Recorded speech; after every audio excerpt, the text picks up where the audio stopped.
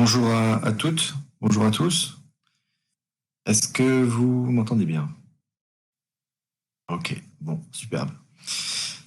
Écoutez, merci d'être là. Le service communication de l'université m'avait laissé entendre qu'il y avait à peu près une quarantaine d'inscrits pour cette session de présentation du master. Je crois que vous êtes une dizaine à peu près. Il y a peut-être d'autres personnes qui vont arriver. Dans tous les cas, il est prévu d'enregistrer chaque présentation de diplôme dans le cadre de ces webinaires. Et donc, du coup, cette présentation est enregistrée. Elle sera rediffusée à ceux qui n'ont pas pu être présents ce soir. Donc, je me présente. Je m'appelle Julien Henriot. Je suis un des deux co-responsables pédagogiques du master dont vous voyez le nom à l'écran, qui s'appelle Contrôleur de gestion, business partner et amélioration continue. Sylvain Gorin, qui est l'autre responsable pédagogique du master, devait être là à mes côtés pour faire cette présentation. Et puis, il a eu un empêchement de dernière minute.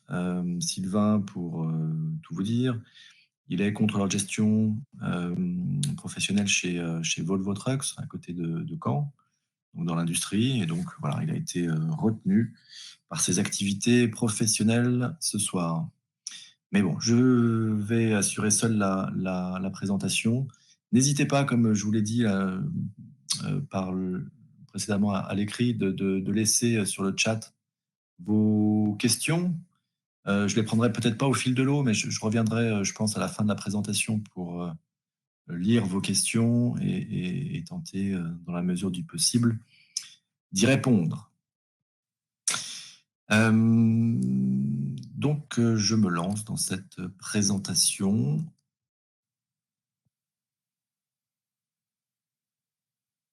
Voilà. Alors, pour commencer, il me semblait que ça pouvait être intéressant pour vous, en fait, de voir la manière dont, dans le cadre de ce master, qui est donc un master en contrôle de gestion, comment nous définissions le contrôle de gestion. On va y revenir un tout petit peu après, mais derrière, en fait, le contrôle de gestion, il peut y avoir différentes approches. Et donc, il me semblait important que vous puissiez voir quelle était la nôtre. Nous, on définit, dans le cadre du master que nous portons avec Sylvain, on définit le contrôle de gestion en lien avec la définition que nous donnons de la gestion. C'est-à-dire, le point de départ pour nous, c'est d'essayer d'avoir une définition assez précise de ce que c'est que la gestion. La gestion et pas le management, la gestion. Et pour nous, pour moi en particulier, la gestion, c'est avant tout une pratique. Et c'est une pratique qui s'observe, qui apparaît dès lors qu'une activité est prise en charge. Et donc, quand on dit que la gestion, c'est une pratique qui apparaît lorsqu'une activité est prise en charge, ça nous permet déjà de voir que nous sommes tous des gestionnaires, hein, comme vous, quand vous faites votre ménage, quand vous faites votre sport, vous êtes un gestionnaire de cette activité. Et donc pour nous, le contrôle de gestion part de cette définition de la gestion et part du concept d'activité. Pourquoi? Parce que le concept d'activité, on va le retrouver notamment derrière dans toutes les entreprises. Quand vous créez une entreprise, quelle qu'elle soit, hein, qu'elle soit publique ou privée, qu'elle soit unipersonnelle ou collective, vous devez, à la création de votre entreprise, spécifier dans les statuts de votre entreprise les activités en fait que cette entreprise réalise. Et donc on voit bien en fait que ce concept d'activité, il va se retrouver au cœur des organisations. Et donc la gestion, c'est la prise en charge aussi des activités au sein d'une organisation, d'une entreprise. Une fois qu'on a défini la gestion, on peut parler de contrôle de gestion en disant d'abord, comme je vous l'ai affiché sur l'écran, que le contrôle de gestion, c'est une pratique. Vous, quand vous faites votre sport, quelque part, vous vous réalisez du contrôle de gestion. Vous essayez d'analyser la manière dont vous pouvez arriver à vos fins en essayant de maîtriser quelque part au mieux vos actions et les moyens que vous mettez en œuvre. Voilà, donc le contrôle de gestion, on pourrait l'observer chez chacun d'entre nous si on nous observait effectuer des activités. Mais on peut aussi l'observer plus spécifiquement dans une entreprise où il n'y aurait pas de contrôleur de gestion. Si vous allez dans une boulangerie ou si vous observez ce que fait un plombier qui travaillerait seul au quotidien, vous verriez qu'il fait du contrôle de gestion, c'est-à-dire qu'il fait attention à ce qu'il réalise et aux dépenses en fait qu'il réalise dans le cadre de son activité. Euh, donc, il me semble que c'est important parce que vous verrez par la suite en fait que notre master il s'intéresse à tous les gestionnaires. Il est important en fait d'abord de considérer, enfin, pour nous ça nous semble important de considérer que le contrôle de gestion c'est pas nécessairement l'activité du contrôleur de gestion. Le contrôle de gestion c'est avant tout une pratique partagée par tous. Mais nous, on ne forme pas en fait des praticiens, on ne forme pas des boulangers au contrôle de gestion, on forme des contrôleurs de gestion. C'est-à-dire on forme des personnes qui vont, au sein d'une entreprise d'une certaine taille, occuper une fonction qu'on appelle une fonction de contrôle de gestion et qui est une, comme je vous l'ai indiqué ici, qui est une fonction support. C'est-à-dire, euh, c'est un expert dans une entreprise qui va être là pour apporter une valeur ajoutée à l'entreprise sur la question, sur une double question. Voilà, il a une double expertise. Mieux que les autres, il sait évaluer les coûts et les performances générées par les activités de l'entreprise. Et puis, au-delà du calcul, des calculs de coûts et de performances, il est capable d'apporter du conseil, du soutien aux dirigeants d'entreprise, mais aussi à tous les responsables d'activité, à tous les responsables opérationnels. Donc pour nous, c'est important en fait de présenter ça comme ça, pour dire en fait que le contrôleur de gestion, c'est une fonction support, c'est-à-dire que c'est quelqu'un qui est là pour aider les autres, notamment ceux qui sont au cœur de l'activité, les aider à mieux appréhender les coûts et les performances euh, engendrés par l'activité qu'ils ont en charge. Si c'est pas clair, là encore, vous pouvez, n'hésitez pas à me mettre des questions dans le chat et puis je reviendrai sur ces notions un petit peu après. Donc ce master, nous l'avons appelé contrôleur de gestion, business partner et amélioration continue. Alors vous voyez, c'est dans la continuité en fait de ce que je vous disais précédemment. Nous, on affiche, on affirme dans le titre de ce master que pour nous, le contrôleur de gestion doit être un business partner, c'est-à-dire un partenaire d'activité. Business partner, c'est un terme qu'on a emprunté à la littérature, dans les recherches en contrôle de gestion. C'est un terme qui est récurrent, qui est utilisé depuis quelques années maintenant. Et donc, il nous semblait intéressant de l'utiliser pour dire, voilà, nous, on forme des contrôleurs de gestion, business partners. Et puis, on a adjoint en fait à ce titre-là la spécialité qui est l'amélioration continue. Bon, on reviendra un petit peu après dessus. Pour vous dire que ce master, nous l'avons créé avec Sylvain, donc tous les deux, en 2017. Nous l'avons lancé en 2017, donc c'est un master relativement récent, qui a pour particularité justement d'avoir une co-direction pédagogique qui est à la fois assurée par un universitaire, en l'occurrence moi, et puis un contrôleur de gestion professionnelle, Sylvain. Euh, et voilà, on pourrait dire un peu une singularité quand même dans l'univers des formations en gestion au sein des universités que d'avoir ce double regard et cette double perspective. Dans le projet qu'on avait et qu'on poursuit encore avec Sylvain, il y a l'idée d'avoir un diplôme qui est uniquement en alternance. Donc tous nos étudiants sont en alternance dans des entreprises diverses et variées, on y reviendra. Mais c'est une volonté pour nous d'avoir des étudiants qui ont un pied à l'université, qui suivent des cours et qui échangent avec nous en fait sur ce métier de contrôleur de gestion. Et puis un pied en entreprise pour voir très concrètement comment ce métier se pratique dans le cadre d'une alternance. Le projet aussi, c'est d'être au plus proche des attentes des entreprises en termes de contrôle de gestion. Nous sommes très, très à l'écoute en fait de ce qu'il se dit dans les entreprises, des innovations qui sont mises en place. Et donc nous, on essaye, dans la mesure du possible, dans le cadre du master, de proposer des cours qui sont liés à ces innovations. Ça peut être des innovations techniques. Ça peut être aussi une autre manière justement d'envisager le contrôle de gestion et d'envisager sa pratique. Voilà, on fait apparaître, par exemple, on a fait apparaître, par exemple, ces dernières années, là, ces derniers mois, des cours, on y reviendra, des cours de business intelligence, qui sont des manières de mettre en valeur les coûts et les performances au sein des entreprises. Voilà, ça fait partie des innovations, on pourrait dire, ou des manières de concevoir notre formation, qui est celle, en fait, d'être au plus proche de ce qui se passe dans les entreprises pour pouvoir former des contrôleurs de gestion qui soient en phase avec les attentes de ces entreprises.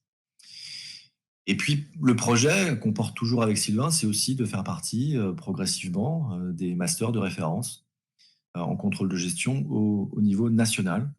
Donc, voilà, c'est un master qui est encore assez récent, donc qui n'est pas nécessairement encore très connu, mais notre ambition, c'est qu'il le soit de plus en plus et qu'on puisse être référencé sur la carte des masters en France.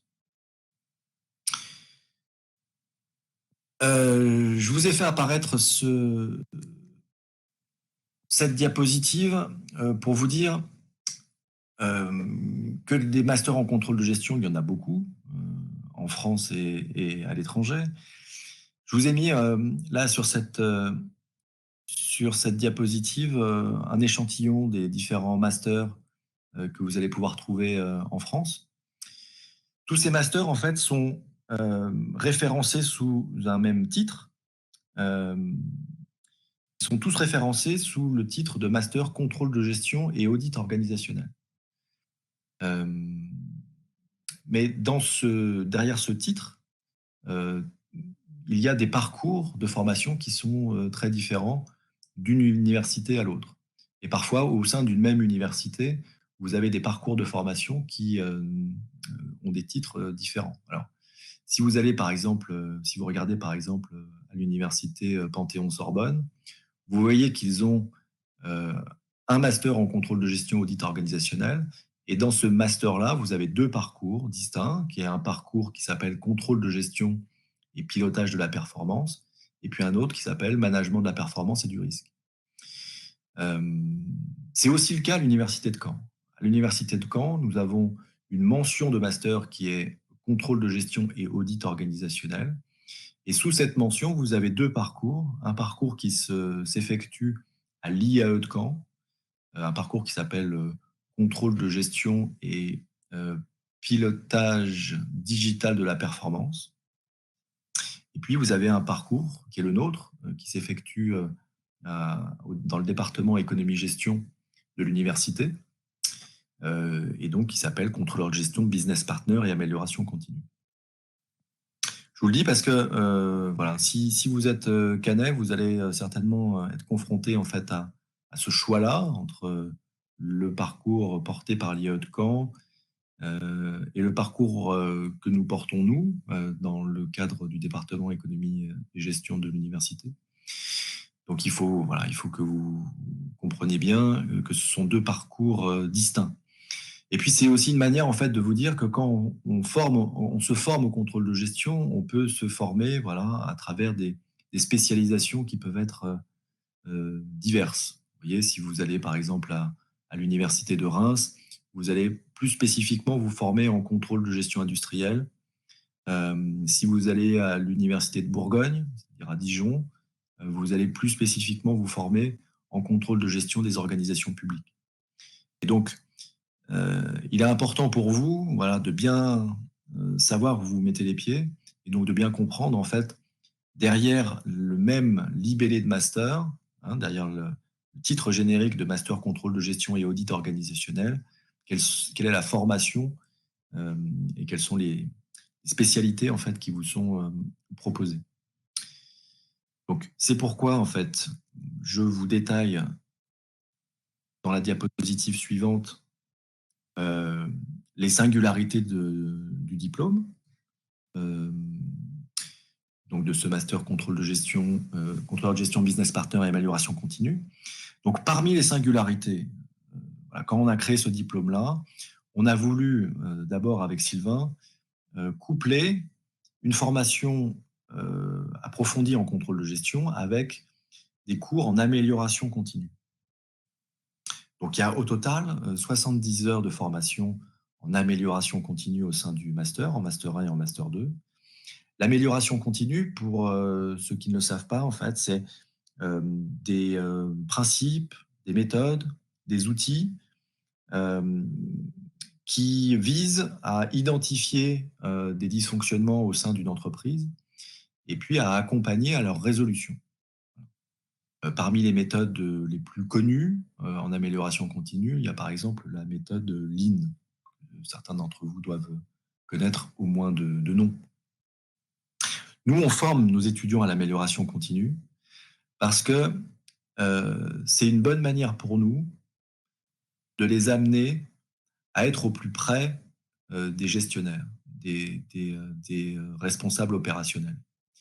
Quand vous avez cette double spécialité contrôle de gestion et amélioration continue, l'amélioration continue, ça vous permet d'aller voir un responsable de production, par exemple, d'identifier avec lui les problèmes qu'il rencontre, et puis de l'aider, de l'accompagner, à la fois dans la valorisation économique et financière de ces dysfonctionnements, et de l'aider aussi à résoudre ces problèmes qui, parce qu'ils seront résolus, vont lui permettre de mieux travailler et vont permettre aussi à l'entreprise d'opérer des gains de performance. Donc, pour nous, l'amélioration continue, c'est pas une spécialisation. On forme pas en fait des responsables d'amélioration continue, mais c'est une méthode qui permet aux étudiants et donc aux futurs contrôleurs de gestion de pouvoir justement jouer ce rôle de business partner, voilà. D'être mieux accepté, mieux perçu, de créer des relations de confiance, pour dire les choses simplement, avec les responsables opérationnels et donc leur permettre de davantage solliciter les contrôleurs de gestion lorsqu'ils en ressentent le besoin. Donc ça, c'est une première spécificité. À notre connaissance, il n'y a pas d'autres diplômes en contrôle de gestion qui forment à l'amélioration continue.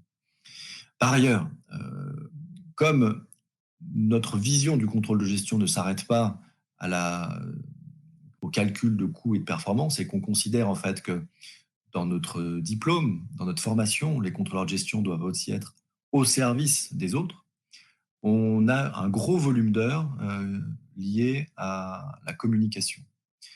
On forme nos étudiants à être de meilleurs communicants, communication orale, écrite, beaucoup d'heures d'anglais pour permettre à nos étudiants notamment de s'inscrire dans une perspective internationale. Et puis aussi des outils qui sont des outils qui sont liés à la communication. J'en parlais tout à l'heure, des outils de business intelligence, hein, qui sont des applicatifs qui permettent notamment de rendre ses coûts et ses performances plus facilement compréhensibles par les opérationnels, notamment par la direction de l'entreprise. Ensuite, parmi les autres spécificités de ce master, c'est de mettre face aux étudiants des contrôleurs de gestion professionnels qui travaillent dans différents secteurs d'activité. On l'a vu précédemment avec les autres formations, notamment la formation, si je ne dis pas de bêtises, à Dijon, qui forme au contrôle de gestion des organisations publiques. Nous, on dit à nos étudiants, on va mettre face à vous des contrôleurs de gestion qui travaillent dans l'industrie, d'autres qui travaillent dans le secteur public, d'autres qui travaillent dans des hôpitaux, dans le milieu associatif, bon, etc., etc., pour vous permettre de bien appréhender à la fois ce qui fait le socle commun à l'ensemble de ces fonctions, et en même temps à la différence d'application qu'il y a entre un contrôleur de gestion qui travaille dans l'industrie, par exemple, et un autre qui travaille dans le secteur hospitalier. Ils font le même, ils ont la même fonction, on pourrait dire, mais ils ne l'appliquent pas de la même manière. Et fort heureusement, on ne fait pas du contrôle de gestion de la même manière dans un hôpital que dans une industrie. Et donc, notre objectif, voilà, c'est de permettre à nos étudiants de bien appréhender ça. Et puis, indirectement aussi, de mieux percevoir les,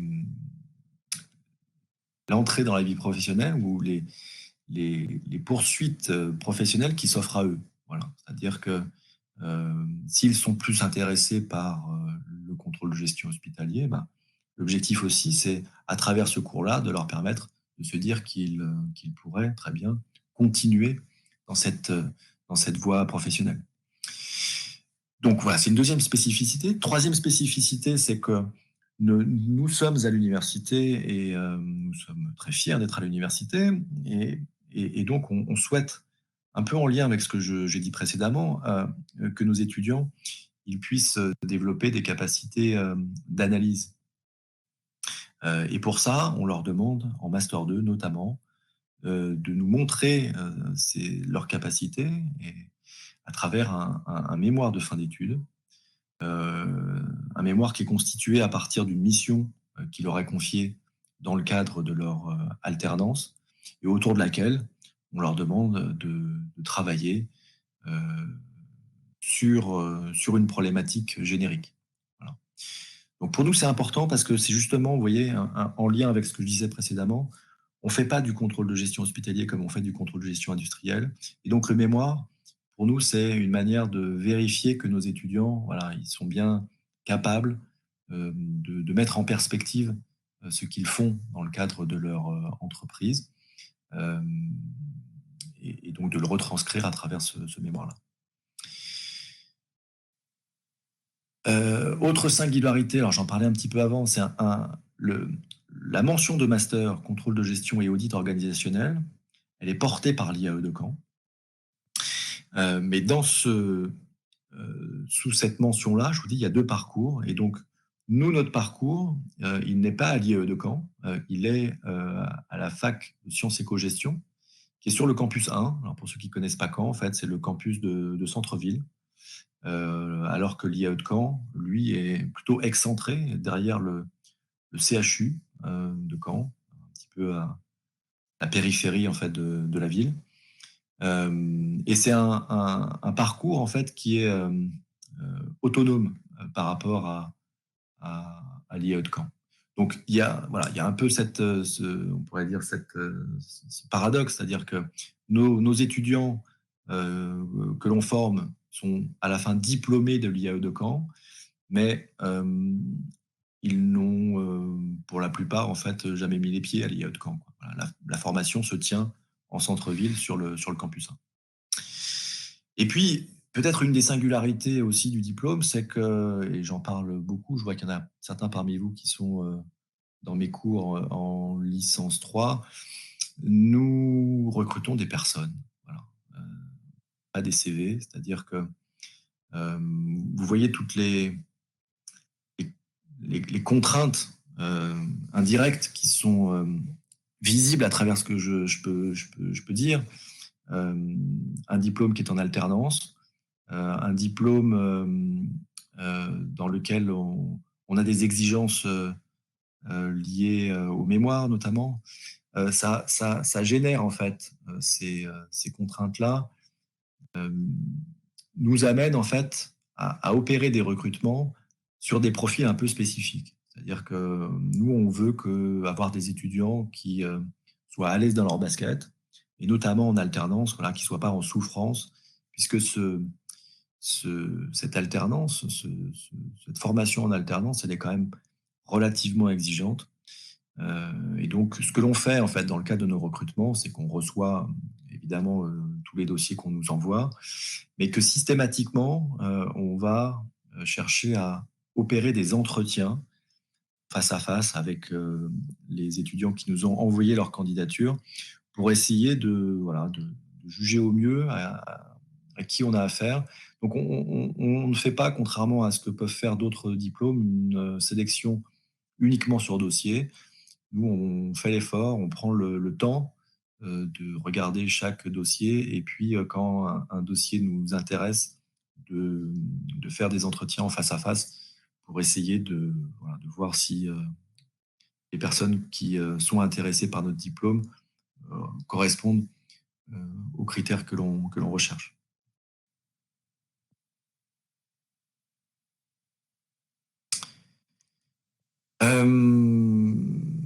Je vous ai mis quelques chiffres de cette année. Le master cette année, c'est 19 étudiants en master 1 et 19 en master 2. C'est la capacité maximale en fait du master. Nous, on est sur une activité de formation exigeante. On n'est pas, comme je vous le disais précédemment, on n'est pas dans l'industrie, quoi. On n'élève pas des poulets en batterie. On, on cherche en fait à avoir une qualité de formation, une qualité d'échange, une qualité d'écoute maximale. Et donc, on a fixé le nombre maximal d'étudiants par promotion à 19. Et donc, cette année, on a 19 étudiants en Master 1 et 19 en Master 2. On ne montera pas au-delà de 19 étudiants. C'est important parce que ne serait-ce que pour le suivi des étudiants, pour pouvoir vraiment bien s'occuper des étudiants en alternance, pour pouvoir aller les voir simplement, par exemple, en entreprise, et pour pouvoir les rencontrer, rencontrer leur tuteur professionnel. Voilà, 19 étudiants, c'est un maximum, on va dire.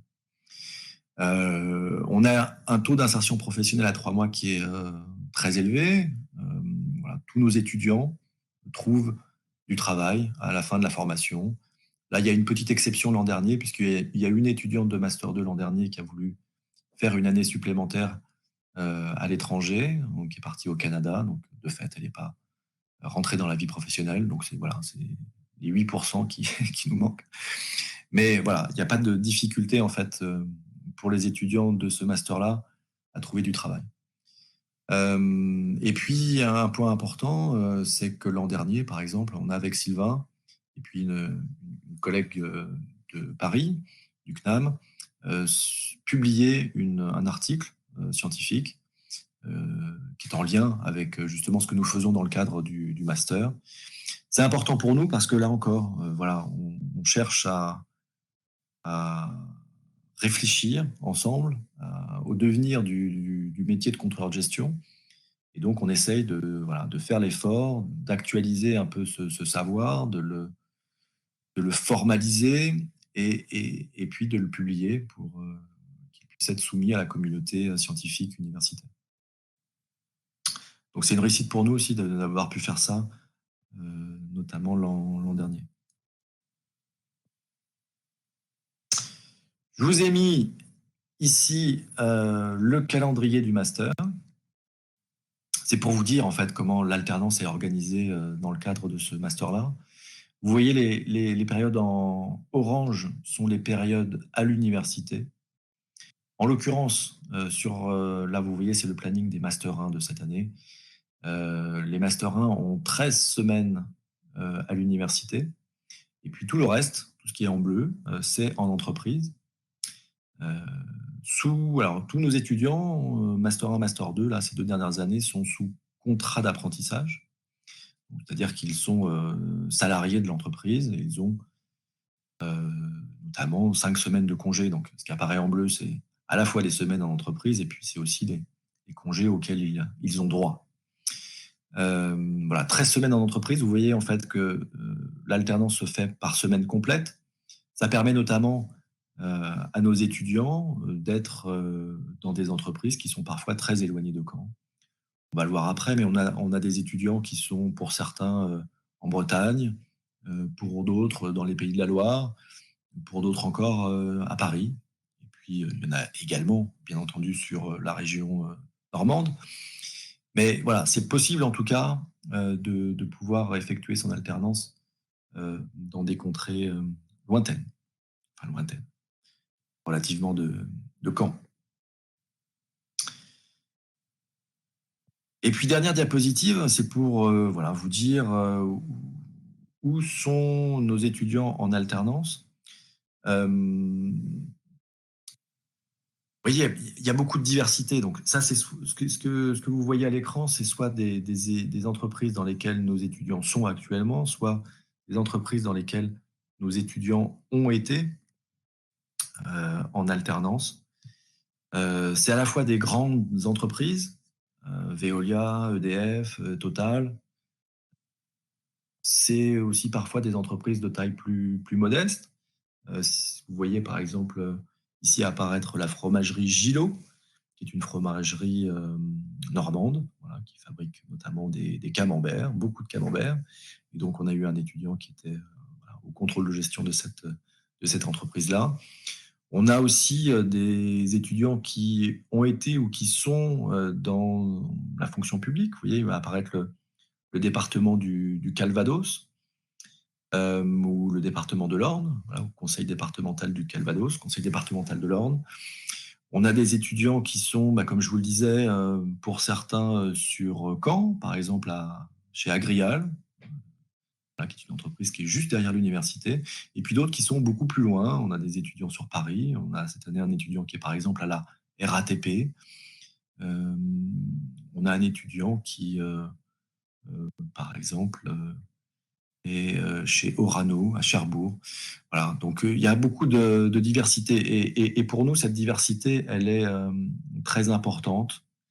Parce que chaque étudiant qui revient en cours revient avec cette expérience singulière qui est la sienne et qu'il acquiert dans le cadre de son alternance. Et donc, ce que l'on souhaite de nos étudiants, c'est qu'ils partagent leur expérience à leurs camarades et puis aussi à leurs enseignants pour que chacun se nourrisse un peu de ces expériences diverses et variées. Ce qui me semble important ici de vous préciser, c'est que si on arrive notamment nous, diplôme assez récent, à travailler avec des entreprises comme celle-là, c'est parce que justement, on touche, on, on répond bien aux attentes en fait de ces entreprises. Je vais vous prendre un exemple très simple. C'est l'exemple, vous voyez en haut à droite, vous avez le logo Vuitton, Louis Vuitton. On a cette année un étudiant qui a trouvé une alternance chez Vuitton à Paris. Et je suis allé le voir il n'y a pas très longtemps. Donc j'ai demandé à sa tutrice pourquoi ils avaient pris comme ça un étudiant qui venait de l'université de Caen, d'un diplôme qui n'était pas forcément très connu. Et bah, elle m'a fait savoir en fait que c'était principalement la plaquette du diplôme qui, pour elle, lui avait sauté aux yeux, quoi. Elle trouvait justement que c'était une manière d'aborder le contrôle de gestion qui était en phase avec ce qu'ils essayaient de mettre en place chez Vuitton. Et donc, vous voyez, sur des entreprises comme ça qui sont très recherchées, qui sont des entreprises situées à Paris et pour lesquelles, en fait, il y a beaucoup de candidatures d'étudiants parisiens, de grandes universités parisiennes. Certains font quand même le choix de venir récupérer, prendre des étudiants de l'université de Caen et de notre parcours en particulier, parce qu'ils considèrent en effet qu'on on forme d'une bonne manière en fait nos étudiants en contrôle de gestion. Voilà, c'était la dernière diapositive. Je vois que j'ai passé beaucoup plus de temps que ce que j'avais imaginé au départ. Je vais vous laisser maintenant voilà, me poser quelques questions si vous le souhaitez, prendre la parole si vous le souhaitez, ou simplement écrire dans le chat. Je vais tenter de répondre aux questions. Si vous êtes encore là, bien sûr.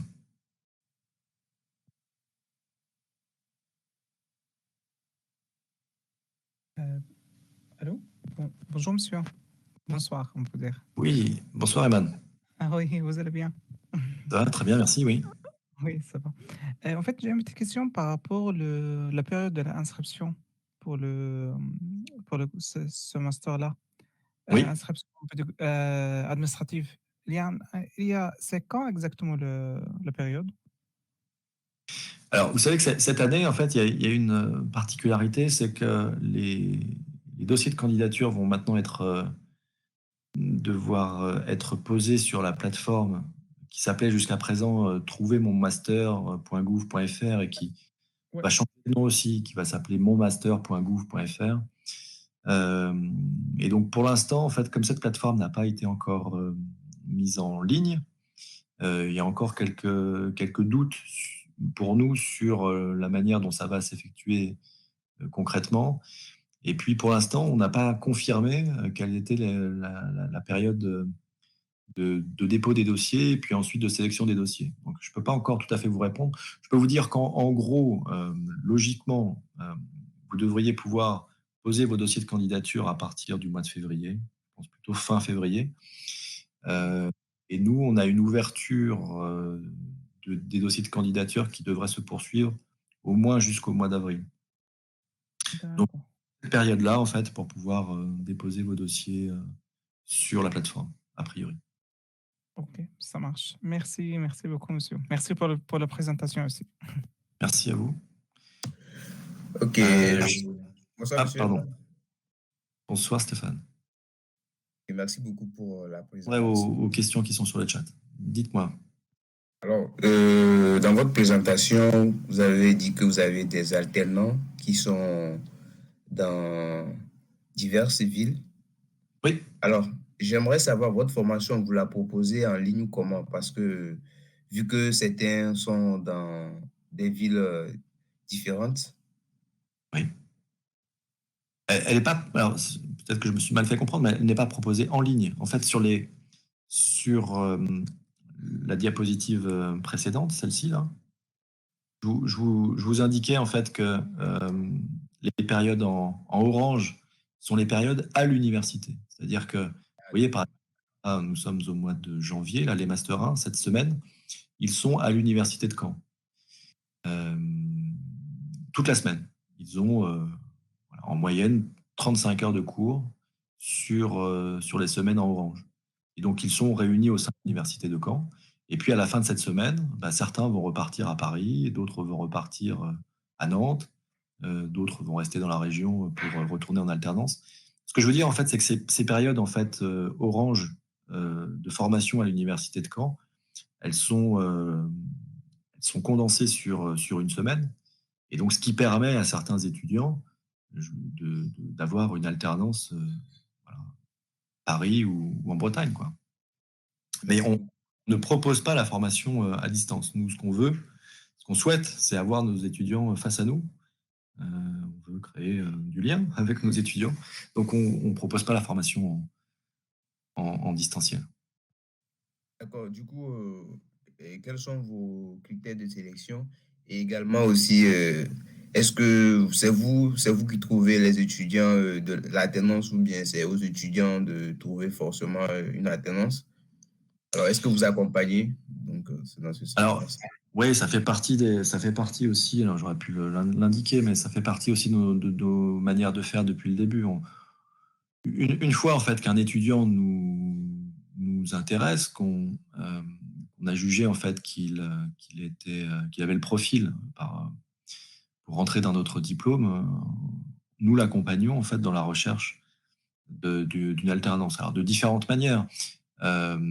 Sylvain, lui, organise par exemple des sessions de formation. C'est souvent le samedi, c'est sur Caen pour le coup. Lors de ces sessions de formation, il va aider les étudiants à retravailler leur CV, leur lettre de motivation, et puis à cibler des secteurs d'activité vers lesquels ils vont orienter leur recherche. Donc ça, c'est une première manière de faire pour nous en termes d'accompagnement. Après, ce qui se passe aussi, c'est que comme on est un diplôme qui a maintenant plus de 5 années d'existence, des entreprises en fait qui nous connaissent vont chaque année nous ressolliciter. Donc on a euh, aussi des annonces en fait qui nous sont transmises et qu'on va transmettre aux étudiants qu'on a recrutés. D'accord. Euh, C'est comme ça que ça se passe. Donc, il y a à la fois la volonté pour nous, en fait, de dire à nos étudiants, cherchez. De toute façon, tous nos étudiants ne sont pris dans le master qu'à partir du moment où ils ont trouvé une alternance. Donc, si vous voulez, la recherche d'une alternance, ça fait partie, à proprement parler, du processus de sélection. Ah, d'accord. Mais Est-ce- le processus de recherche d'alternance étant relativement difficile et relativement long, nous accompagnons nos étudiants parce que si, Stéphane, on vous recrute dans le master, si vous passez les entretiens de sélection et qu'on vous dit, en fait, qu'on vous trouve apte à rentrer dans notre master, ça veut dire qu'on souhaite que vous soyez face à nous l'an prochain, quoi. Et donc, on vous accompagne pour faire en sorte que vous soyez véritablement face à nous l'an prochain. Après, pour répondre à votre deuxième question, à savoir quels sont les critères de sélection,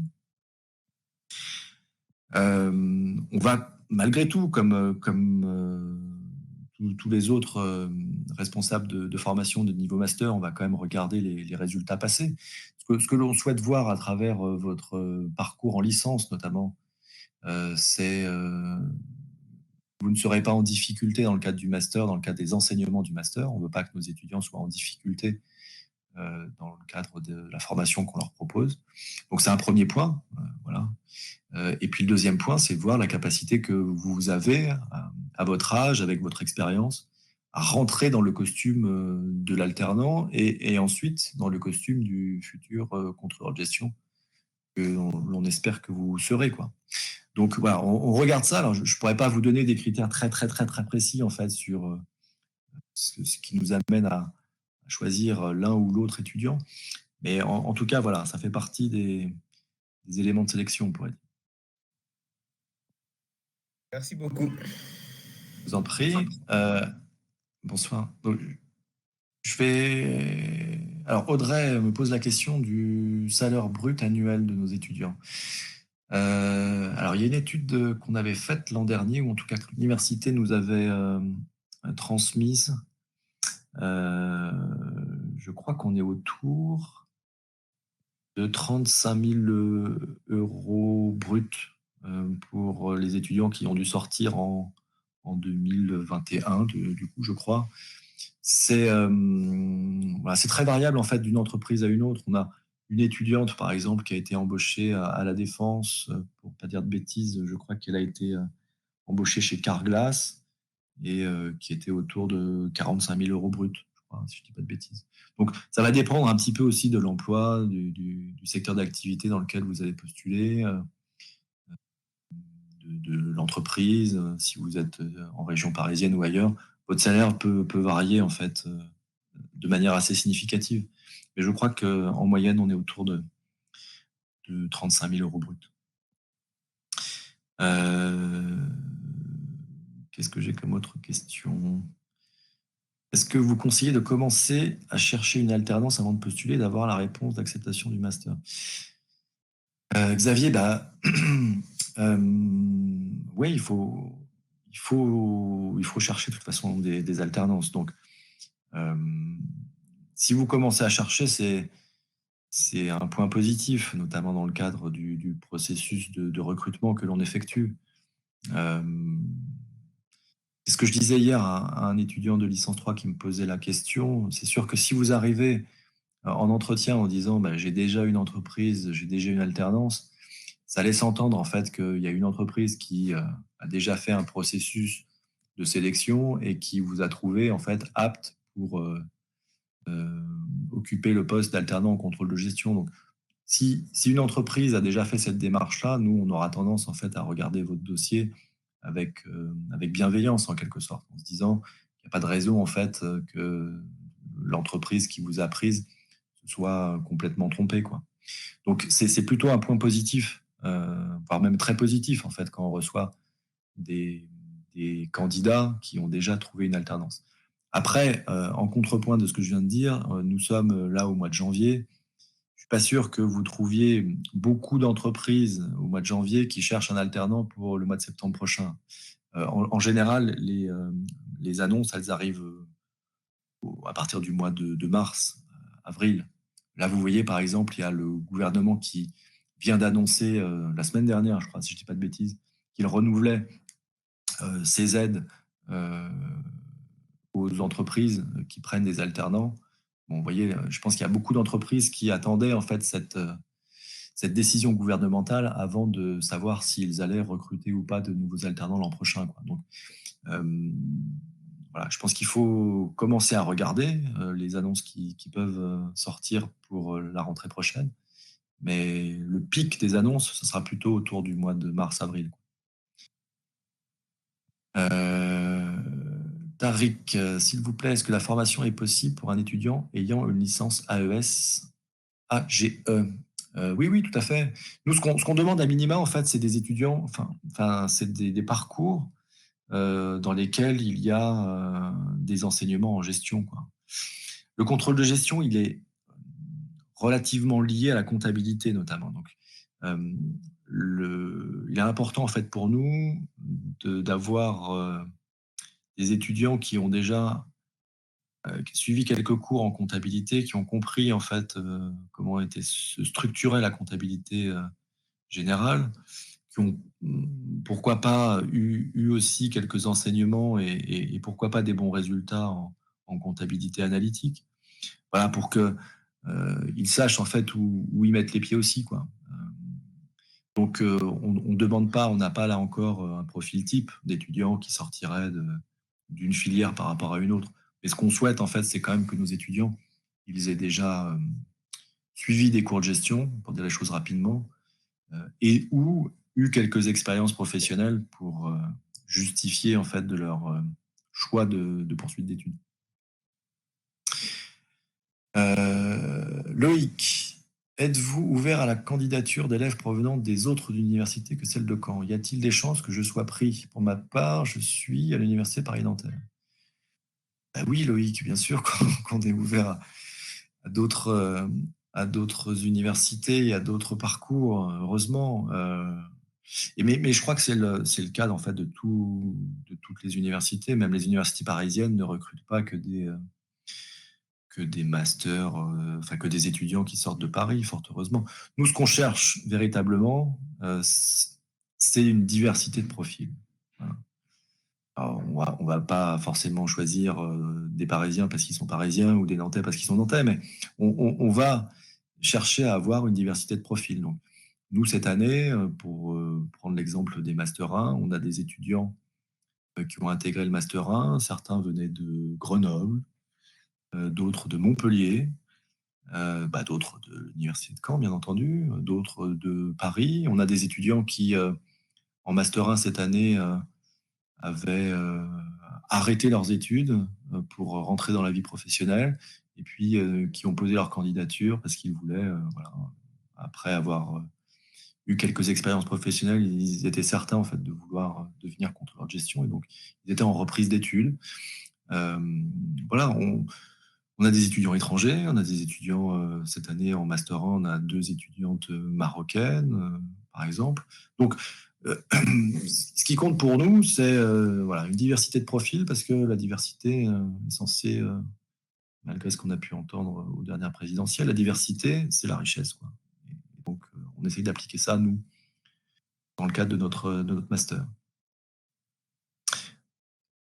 Si vous dépendez de l'IAE, est-ce que les étudiants en licence CCA à l'IAE et qui ont leur alternance pour l'année prochaine ont de grandes chances d'être sélectionnés?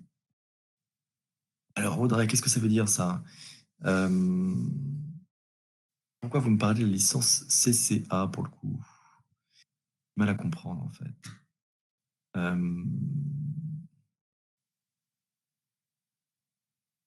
Si vous me demandez en fait comment le processus de sélection se fait en master CCA, je pourrais pas vous répondre parce que pour le coup, même si je connais le responsable du master, je peux pas répondre vraiment à sa place. Si par contre vous dites qu'il y a un étudiant qui est en licence CCA et qui a déjà une alternance en contrôle de gestion et qui souhaiterait intégrer notre master, dans ce cas-là, c'est la même réponse en fait que pour Loïc, c'est-à-dire que vous ayez une licence CCA à l'IA de Caen ou que vous ayez une licence gestion à Paris-Nanterre, pour nous, ça ne fait pas de différence en quelque sorte, quoi. Ce qui compte, c'est votre profil, votre motivation, Et ouais, je vous dis, votre capacité en fait à passer ces 2 années, avec nous et en alternance. Voilà. Quelle est la moyenne d'âge des étudiants de votre formation? Oh, bah, j'ai pas calculé la moyenne d'âge, mais je vous dis en fait, on a des étudiants qui ont des profils divers. Donc, on a en master 2, par exemple, une étudiante qui est envoyée par son entreprise, en l'occurrence EDF, pour voilà, prendre une responsabilité de, de pôle, on pourrait dire. Voilà. Elle passe d'un poste de, on va dire, d'assistant contrôle de gestion à un poste de contrôleur de gestion. Et donc, cette étudiante en question, je ne connais pas son âge exactement, mais elle doit avoir à peu près une trentaine d'années, quoi, 30-35 ans peut-être. On a d'autres étudiants, voilà, qui, je vous dis, sont aussi en reprise d'études après avoir eu quelques expériences professionnelles. Donc, on a des étudiants qui doivent avoir entre 24 et 28 ans. Et puis, on a des étudiants qui sortent directement de licence, donc qui doivent avoir autour de 21, 22 ans. Donc, pour nous, en fait, l'âge n'est pas important. euh, voilà, ce qui compte, je vous dis, c'est l'intérêt que les étudiants portent à notre formation et au métier.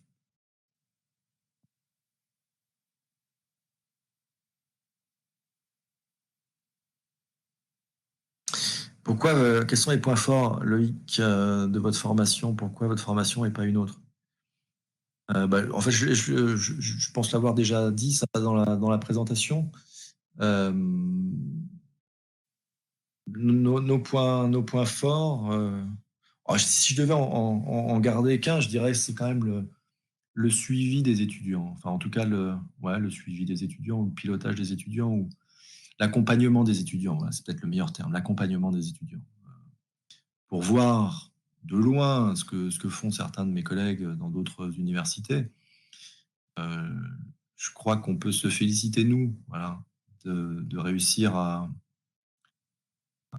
avoir avec nos étudiants des relations cordiales et professionnelles et suivies, quoi. C'est-à-dire que on s'occupe de vous, on s'occupe d'eux, voilà. On fait en sorte de s'assurer que tout se passe bien pour eux. On les recadre aussi s'il y a des choses qui vont pas. Mais voilà, on essaye dans la mesure du possible d'être dans une relation la plus, euh,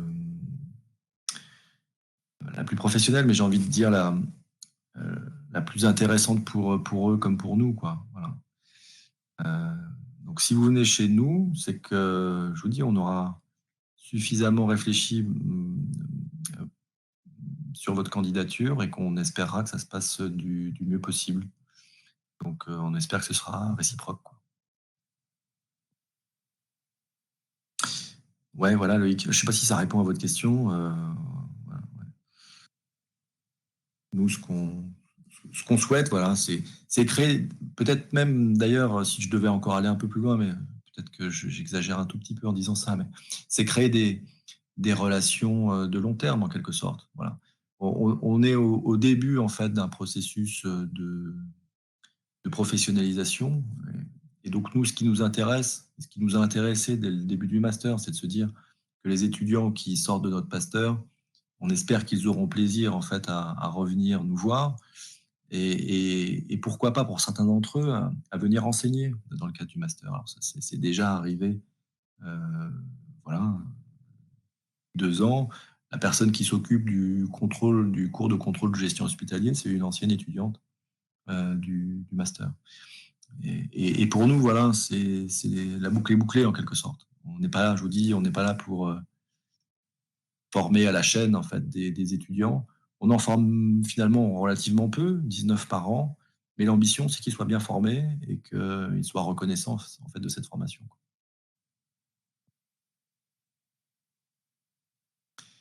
Ok, je vois que Audrey nous quitte.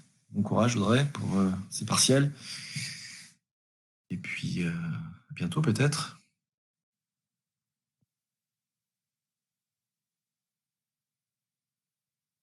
Loïc, vous me posez encore une question sur les portes ouvertes. En effet, les portes ouvertes, c'est le 4 février. Et donc, si vous êtes intéressé par un master en contrôle de gestion à Caen, bah, vous aurez à vous déplacer sur 2 lieux différents.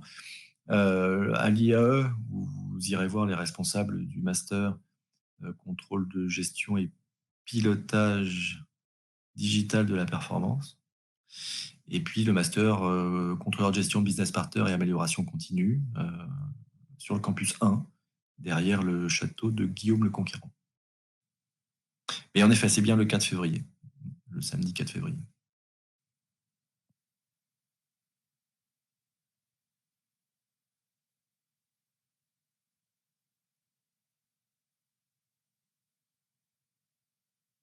Voilà, je ne sais pas si vous avez d'autres questions à me poser.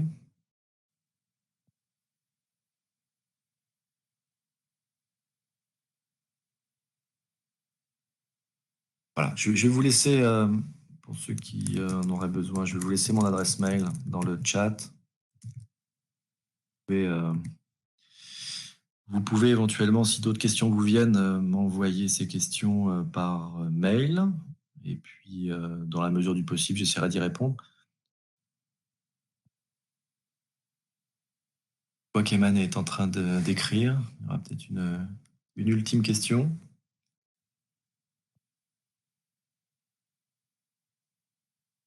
Ah, bah écoutez, si vous dites merci beaucoup, mais merci à vous, Eman. Et puis, merci à toutes et tous, voilà, d'avoir passé cette heure avec moi. Je souhaite de la réussite pour cette année. Et puis, bah écoutez, j'espère avoir le plaisir de voir vos candidatures arriver sur la plateforme monmaster.gouv.fr. Merci beaucoup, je vous souhaite une bonne soirée et puis au plaisir.